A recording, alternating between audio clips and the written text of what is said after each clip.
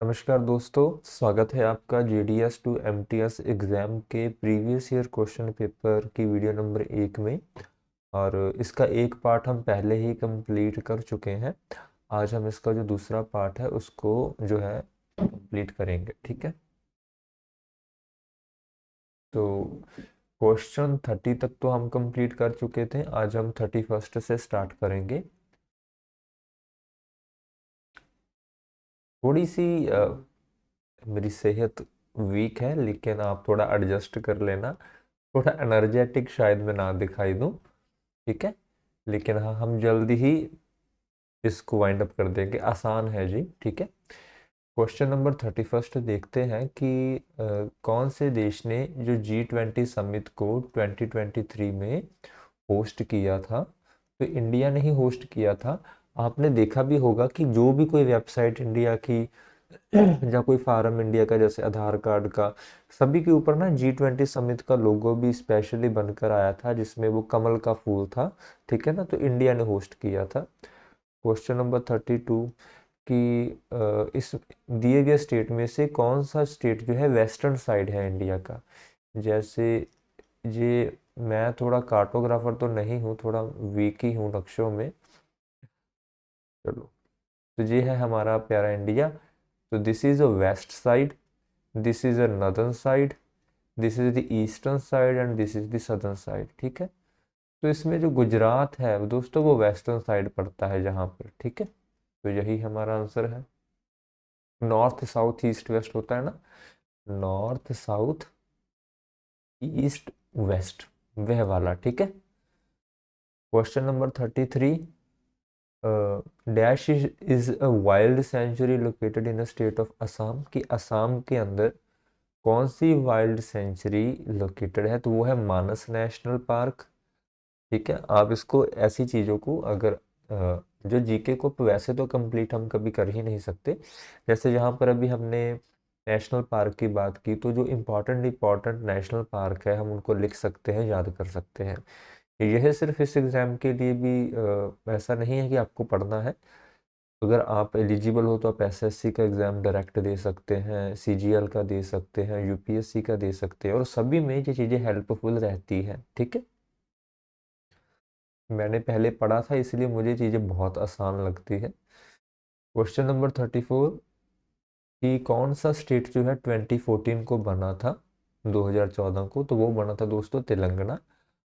और किस स्टेट से अलग हुआ था, इसका जवाब आप कमेंट में देना सर्च करके। ठीक है।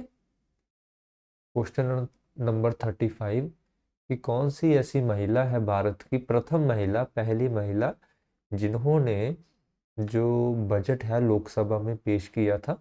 तो वो थे Indira Gandhi ji, option number D. ठीक है।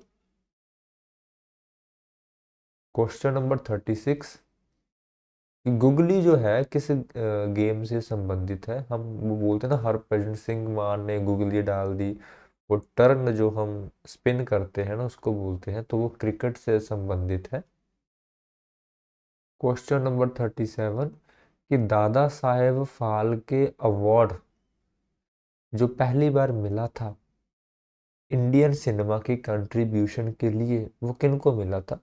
तो वो मिला था देविका रानी को। स्टैटिक जीके के कुछ क्वेश्चन इसमें पूछे गए हैं। ठीक है, पहला, प्रथम, इस तरह के। क्वेश्चन नंबर 38 कि महात्मा गांधी जी ने जो दांडी मार्च शुरू किया था वो कहाँ से किया था। वो किया था साबरमती आश्रम से। ठीक है, option number D. Question number 39 कि पंचतंत्र की जो बुक है वो किसने लिखी है। और अगर आपने प्रीवियस ईयर के क्वेश्चन पेपर देखे हैं तो ये क्वेश्चन रिपीट हुआ है और जीके का है। ठीक है ना, तो बहुत कम चांसेस होते हैं कि जीके के क्वेश्चन रिपीट हो, लेकिन हमारे एग्जाम में फिर भी हो जाते हैं, मैंने कई बार देखा है। तो ये लिखी थी विष्णु शर्मा जी ने। ठीक है। क्वेश्चन नंबर 40 कि इंसान के शरीर में सबसे छोटी हड्डी कहाँ पर होती है। तो छोटी हड्डी होती है कान में। आपने ये बताना है कि सबसे जो लार्जेस्ट बोन है वो कहाँ पर होती है। ठीक है, आप सर्च करके उसको याद रख लेना। ठीक है, अभी मैथमेटिक्स से शुरू करते हैं। क्वेश्चन नंबर 41, सिर्फ इसको सॉल्व ही करना है हमें। नीचे तो 55 नहीं आएगा, 11 तिया 33, 8 पंच 40, 3 7 55। तो ऑप्शन नंबर डी हमारा इसमें सही आंसर होगा। क्वेश्चन नंबर 42, कि कौन सा इनमें से डिजिट है जो 6 से डिविजिबल है। अगर आपने कोई ऐसा डिजिट चेक करना है कि उसकी 6 से डिविजिबिलिटी चेक करनी है, तो आपने अंकों का सम कर देना है। जैसे 9 18 27 36 37 38, इसका 38 आया है, इसका 40 आया है, और इसका 44 आया है, और इसका आया है 42। ठीक है, सभी का मतलब कि सम कर देना है आपने।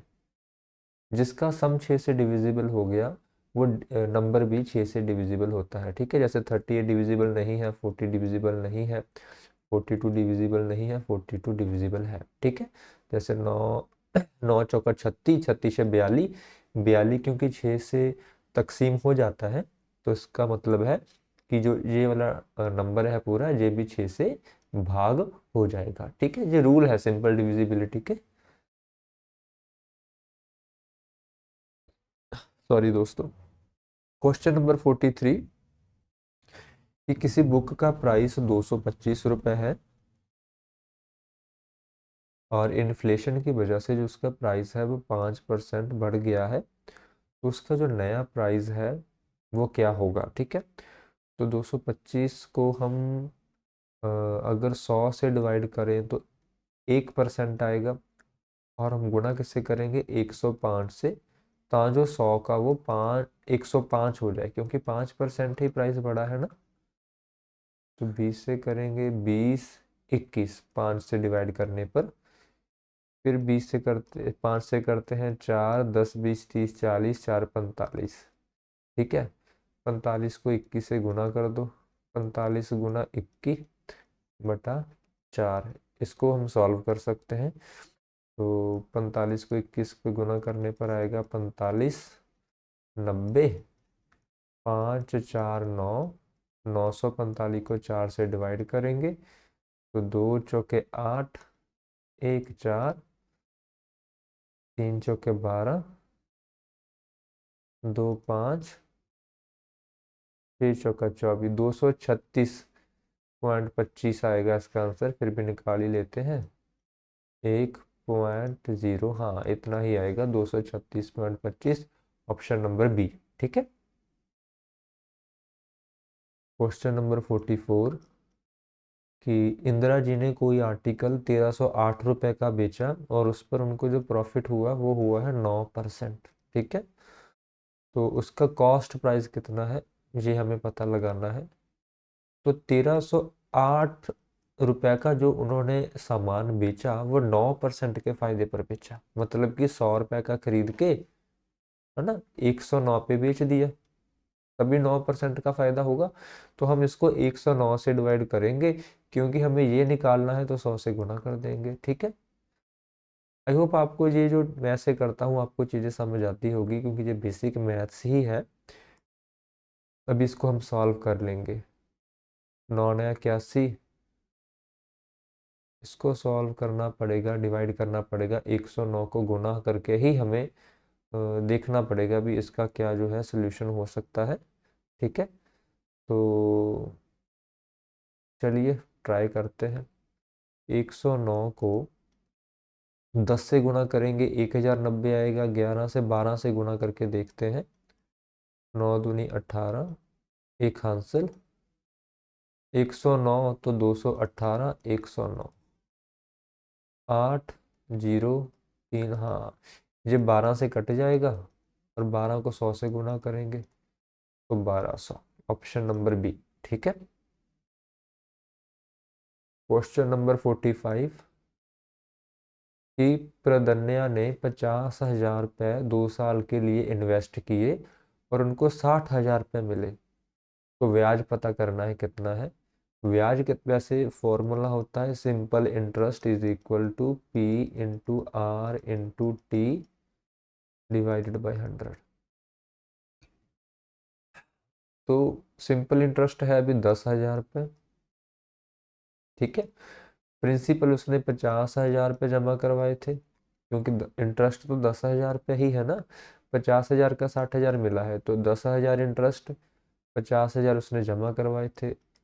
रेट ऑफ इंटरेस्ट हमें पता करना है, 2 साल के लिए जमा करवाए थे, नीचे 100 से। तो ये जो 4 जीरो है, जहाँ से मैं इसको काट दूंगा, जहाँ से जहाँ 20, जहाँ से जहाँ 10, क्रॉस मल्टीप्लाई करने पर आर की वैल्यू आ जाएगी 10%, ऑप्शन नंबर डी, ठीक है। क्वेश्चन नंबर 46 कि 12 नंबरों की एवरेज जो है वो कितनी है, 20 है। अगर 13वां नंबर ऐड हो जाता है, उसकी वैल्यू भी 20 ही है, तो एवरेज क्या रहेगी। दोस्तों अगर 12% की एवरेज 20 है, अगर 13वां पर्सन उसकी भी 20 है, तो एवरेज 20 ही रह जाती है। लेकिन फिर भी मैं आपको ट्रेडिशनल वे में समझाता हूँ। 12 बंदों की जो 12 नंबर की जो टोटल एवरेज है, पहले उसको निकालते हैं, वो आएगी 240, ठीक है। सभी का जोड़ कर दिया। अभी 13वें बंदे का कितना जुड़ा है, 20 जुड़ा है, और नीचे भी 13 लिखेंगे क्योंकि 12 पहले के एक बाद का। तो 240 और 20 260, और नीचे 13, तो आंसर कितना आ गया, फिर भी 20 ही आएगा, ठीक है। क्योंकि एवरेज का मतलब ही होता है कि इवन डिस्ट्रीब्यूशन, ठीक है। अगर 12 नंबर की एवरेज 20 है, तो मतलब कि जो 20 है वो 12 व्यक्तियों में समान भाग में बांटा गया। 13वां पर्सन आ गया, उसके पास पहले से 20 है, ठीक है, तो वो पहले से ही समान हो जाता है। आई होप आप समझेंगे, अगर नहीं समझाता तो ट्रेडिशनल वे में ही आप इसको सॉल्व कर लीजिए, ठीक है। क्वेश्चन नंबर 47 कि कोई जो ट्रेन है उनकी जो वो 6 घंटों में 432 किलोमीटर चलती है, उनकी डिस्टेंस ट्रेवल करती है, तो 9 घंटों में कितना करेगी। अगर वो 6 घंटों में 432 किलोमीटर का डिस्टेंस तय करती है, तो 6 से डिवाइड करके हमें यह पता चलेगा कि 1 घंटे में कितना ट्रेवल करती है। इसको सॉल्व करते हैं, 7 2 1 2, तो 72 जो घंटे किलोमीटर है वो 1 घंटे में ट्रेवल करती है, ठीक है। और अभी हमें निकालना है कि 9 घंटों में कितना ट्रेवल करती है, तो 72 को 9 से गुना कर देंगे, 9 दूनी 18, 9 दूनी 18, एक आंसर, सत्तुनाम 63 एक 64, 648, ऑप्शन नंबर ए, ठीक है। क्वेश्चन नंबर 48 कि 30 व्यक्ति किसी काम को 18 दिन में करते हैं, तो 36 व्यक्ति उसी काम को कितने दिन में करेंगे, ठीक है। तो 30 व्यक्ति अगर 18 दिन लगातार काम करे तो कोई काम खत्म होता है, ठीक है।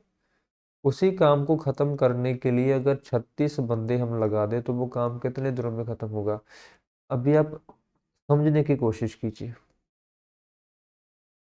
चलो इसको ऐसे नहीं समझाते, ऐसे सिंपल ही रखते हैं। तो इस तरह के केस में हम क्या करते हैं कि 30 मेन 18 डेज, और जहाँ पर 36 क्या है मेन, और जहाँ पर हमें दिन निकालने हैं, ठीक है, हम बराबर रख देते हैं और सॉल्व कर देते हैं।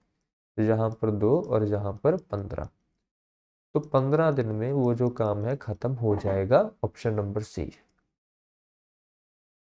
क्योंकि हम क्वेश्चन पेपर कर रहे हैं, तो आपको समझाया नहीं जा सकता है, क्योंकि समझाने में 1 1.5 घंटा लग जाता है किसी कंसेप्ट को अगर अच्छी तरह से समझाना हो, ठीक है। और finance share company sold share worth of 9540, मतलब कि जो टोटल शेयर की वैल्यू थी वो थी 9540, और एक शेयर की वैल्यू थी 45 रुपये, तो कितने शेयर हुए। अरे बच्चों वाले सवाल है वैसे तो 6, लेकिन फिर भी चलो कोई बात नहीं, हमें सिर्फ 45 से डिवाइड करना है, 45 से डिवाइड नहीं हो रहा, कोई बात नहीं। 5 से शुरू करते हैं, पहले करते हैं 1 5 5 4 5 9, और इसको आ जाएगा बाद में 0 और 8, 1908/9, ठीक है। अभी 3 से डिवाइड करने पर देखते हैं, 9 8 17 तक 18, 3 से डिवाइड हो जाएगा, 6 3 18, 1 8 3 3 1 8 6, 636/3, इसको कर देते हैं, तो 636 212 212 इसका आंसर है, देखते हैं। हाँ 212 जो है इसका आंसर है, ठीक है। क्वेश्चन नंबर 50 और आखिरी क्वेश्चन कि कोई कार 6 घंटे चलती है 60 किलोमीटर की स्पीड से। अभी कार की कितनी स्पीड है? 60 किलोमीटर/आवर। इसका मतलब ये है कि वो कार 1 घंटे में 60 किलोमीटर तय करेगी, है ना, डिस्टेंस। और 6 घंटे वो चलती है, तो 60 को 6 घंटे चलती है तो 360 किलोमीटर की डिस्टेंस वो कार तय कर लेगी 6 घंटों में, है ना। तो उसने पूछा अगर इतनी ही डिस्टेंस मतलब कि 360 किलोमीटर हमें 80 किलोमीटर/आवर की स्पीड से कवर करनी हो तो कितना समय लगेगा? तो 360 को हम 80 से डिवाइड कर देंगे, क्योंकि स्पीड का फॉर्मूला क्या होता है? Distance upon time. अभी हमसे टाइम पूछा है तो इसका हो जाएगा time is equal to distance upon speed, ठीक है। तो इसको सॉल्व कर लेंगे। 8 चौका 32, 4.5, ऑप्शन नंबर ए, ठीक है। तो यह था क्वेश्चन पेपर आंध्र प्रदेश का जो हमने कंप्लीट सॉल्व किया 2 वीडियोस में, ठीक है। और पर्सनल एक्सपीरियंस बताऊं तो पेपर बहुत यूजुअल है, मतलब कि आसान है, इसमें कुछ टफ तो है नहीं। और वैसे भी सदर्न स्टेट्स के एग्ज़ाम कई बार टफ होते हैं, हमने आंध्रा का किया है जो हमें ठीक लगा। बाकी हम नेक्स्ट क्लास में देखेंगे, देखते हैं अगला कौन सा हम क्वेश्चन पेपर उठाते हैं, उसको सॉल्व करने की कोशिश करेंगे, ठीक है। अगर आप अगर आपने मेरी सारी क्लासेस देखी हैं जो कि post office guide part 1 volume definitions 5 और प्रोडक्ट एंड सर्विसेज में कवर है, उसमें प्लेलिस्ट में आप देख सकते हैं। और उससे मैंने कुछ नोट्स तैयार किए हैं, अगर आप उनको बाय करना चाहते हैं तो मैंने वेबसाइट का लिंक जो है डिस्क्रिप्शन में दिया है। वो नोट्स कुछ इस तरह के हैं, मैं आपको दिखा देता हूँ अभी। चलो, इतनी थोड़ी जी मैंने टेबल ऑफ कंटेंट बनाया है, चीज़ों को आसान करने की कोशिश की है इसमें मैंने, आपके लिए काफ़ी हेल्पफुल रहेगा। क्योंकि जब मैंने एमटीएस एग्ज़ाम की तैयारी की थी तब मैंने नोट्स बाय नहीं किए थे और बहुत रैंडम इंफॉर्मेशन कुछ इधर से उठाना पड़ा, कुछ उधर से उठाना पड़ा, है ना। अगर तो आप वह कर सकते हैं तो वेल एंड गुड है, लेकिन मुझे लगता है पर्सनली अभी मुझे इस बात का एहसास होता है कि समय ज़्यादा इम्पोर्टेंट होता है इंसान का। और अगर आप समय बचाना चाहते हैं चीज़ों को इकट्ठा करने में, तो आप पोस्ट ऑफिस गाइड पार्ट 1 का जो जी नोट्स का जो पीडीएफ है उसको बाय कर सकते हैं। वो मेरी वेबसाइट का लिंक आपको डिस्क्रिप्शन में मिल जाएगा। ये एक ई बुक की तरह आपको पीडीएफ डाउनलोड होगा, इसमें आपको फिजिकल बुक नहीं मिलेगी। और ये सिर्फ पोस्ट ऑफिस गाइड पार्ट 1 का ही जो पीडीएफ है आपको मिलेगा, ठीक है। प्रोडक्ट एंड सर्विसेज आपने वेबसाइट से ही पढ़ना है। और जो वॉल्यूम 5 की डेफिनेशंस है उसका मैं अभी बुक तैयार कर रहा हूँ, ठीक है। जब वो हो जाएगी मैं आपको उसके बारे में भी बता दूंगा, ठीक है। अभी के लिए इतना ही, मिलते हैं अगली क्लास में। अभी के लिए जय हिंद, जय भारत।